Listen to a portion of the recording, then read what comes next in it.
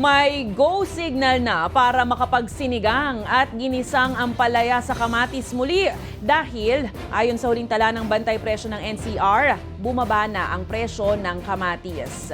Gayunpaman, umaaray pa rin ang ilang mamimili dahil naman sa kabila ng pagpapatupad ng Department of Agriculture ng maximum suggested retail price sa mga premium imported rice, ay mabigat pa rin daw ito sa kanilang mga bulsa. May balitang A to Z si Naomi Almohano.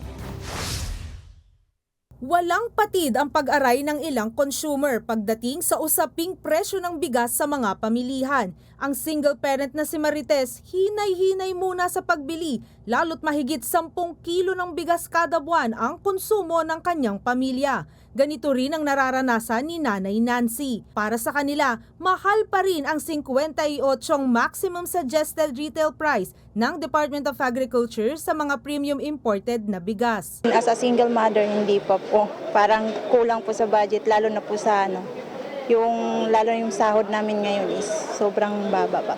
Mahal pa rin yun. Lalo sa katulad mo yung walang permanent na trabaho, tapos bibili kang ganun. Hindi naman bigas lang yung kakainin mo pag sinain mo. Kailangan may ulam. Pero ayon sa grupong Samahang Industriya ng Agrikultura o SINAG, hindi kailangan mangamba ng publiko. 10 days time, may adjustment na naman yan.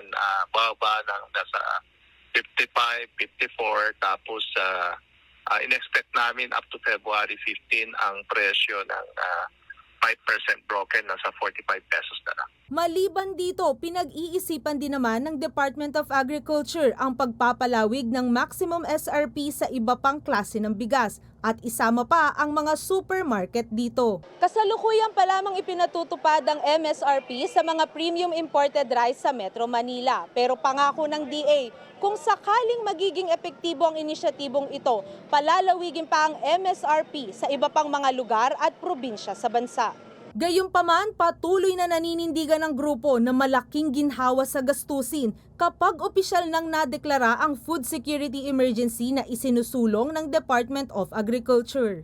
NFA rice pwede nang ibenta sa LGU, and yung LGU ibebenta ng around 38 pesos. Yung makakatulong yun dun sa mga consumer natin na hindi makabili ng mas mahal na presyo. Hinihintay pa ng Department of Agriculture ang opisyal na kopya ng resolusyon mula National Price Coordinating Council patungkol sa pagdeklara ng food security emergency.